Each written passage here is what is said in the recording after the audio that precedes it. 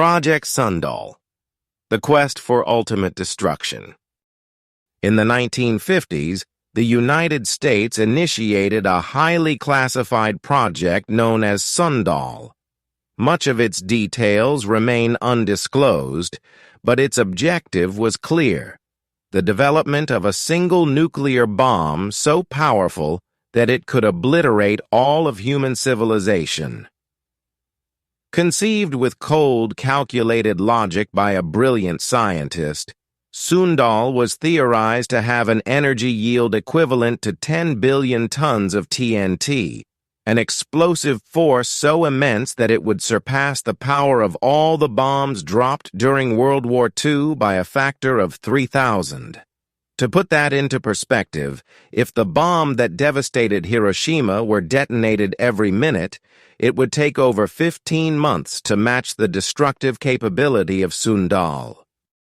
How could humanity even conceive of such an extreme level of destruction? To understand this, we must consider the historical context. Imagine being 40 years old in 1945, having been born in 1905. At the beginning of the 20th century, monarchs ruled much of the world. Only 3% of American households had electricity, and cities were still dominated by horse-drawn carriages. Early experimental aircraft had just taken flight, and annual war casualties rarely exceeded 100,000. Yet by 1945, the world had undergone a seismic transformation. 2 world wars had claimed the lives of 24 million soldiers and 50 million civilians. The advent of televisions, microwave ovens, jet planes, and nuclear bombs shattered long-held perceptions of reality. Technology advanced at an unprecedented pace, leaving those who witnessed these changes in a state of awe and terror.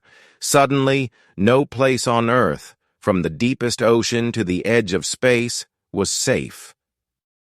The implications were terrifying. In a world where nuclear weapons dictated military superiority, nations without them faced the risk of being dominated, regardless of the size of their conventional forces. There was a brief moment when this terrifying trajectory could have been averted. In 1946, the United States proposed the Baruch Plan, pledging to dismantle its nuclear arsenal, share atomic technology with the world, and establish an international authority to prevent further nuclear development. However, the strategic advantage of nuclear weapons was too compelling to relinquish. By 1949, the Soviet Union had detonated its first atomic bomb, shocking the world. Many had assumed that the Soviets lagged decades behind American technology, but this event proved otherwise. Shock turned into fear, and fear led to drastic actions. The nature of warfare was transformed overnight. With nuclear weapons, traditional military strategies became obsolete. The ability to deliver devastating strikes from afar rendered massive armies irrelevant. This realization spurred an arms race. In 1946, there were only 9 nuclear bombs in existence. By 1950, the number had risen to 300. A decade later, there were 20,000. This race became an endless cycle.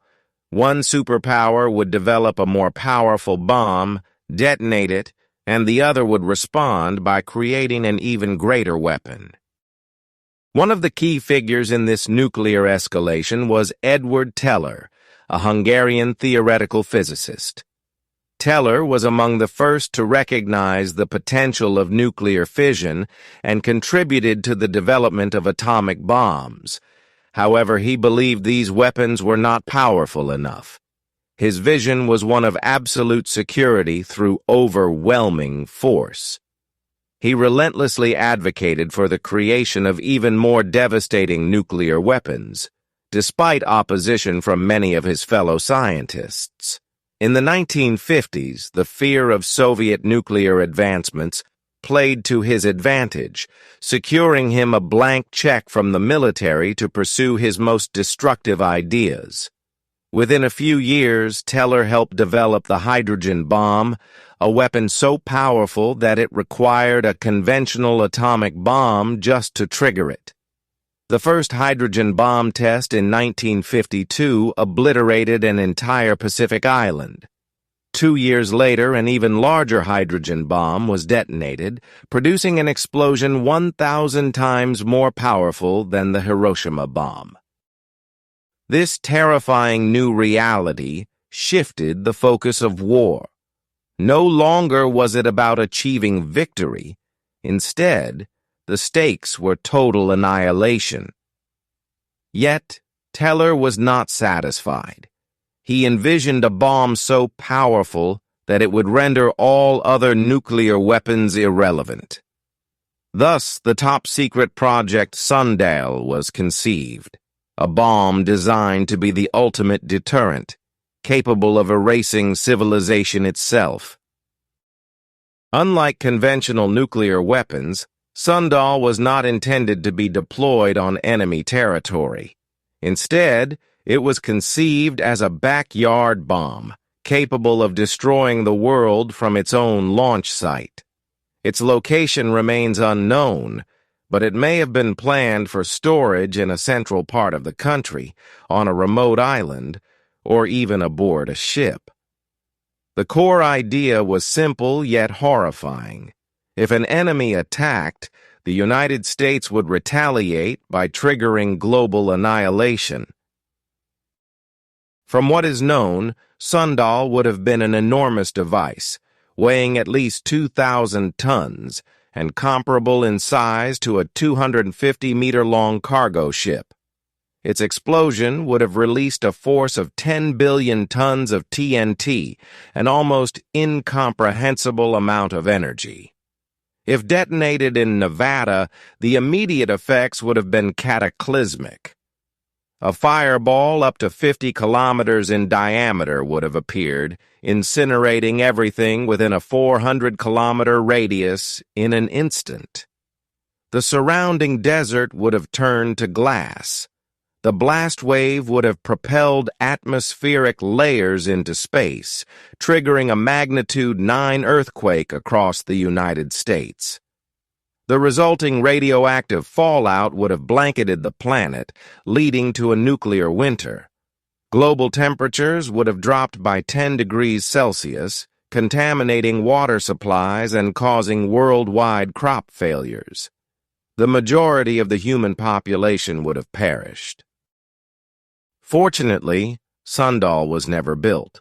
The project was met with horror by scientists and disbelief by politicians. Even the U.S. military deemed it excessive. The prospect of a single weapon capable of ending civilization was considered too dangerous. Moreover, it posed strategic dilemmas. Would the world be annihilated over minor geopolitical disputes? Could an ally be protected with a bomb that would also destroy them? These questions underscored the fundamental insanity of such a weapon. Although Sundial never came to fruition, the arms race continued. At the height of the Cold War, humanity amassed over 70,000 nuclear weapons. Today, approximately 12,000 remain, enough to destroy civilization many times over. Instead of a single apocalyptic bomb, nations built vast arsenals of warheads stored in submarines, bunkers, and silos. This approach seemed more reasonable, yet it also made nuclear war a more tangible threat. A smaller nuclear strike might seem manageable, but its consequences remain unpredictable. As we stand on the precipice of a new nuclear era, with nations investing trillions into modernization programs, it is worth asking, do we truly want to live in a world where civilization can be erased in an instant? Science itself is neither good nor evil. It is how we choose to use it that defines our future. Perhaps, rather than pursuing ever greater means of destruction, we should channel our curiosity and ingenuity toward ensuring a more secure and prosperous world for future generations.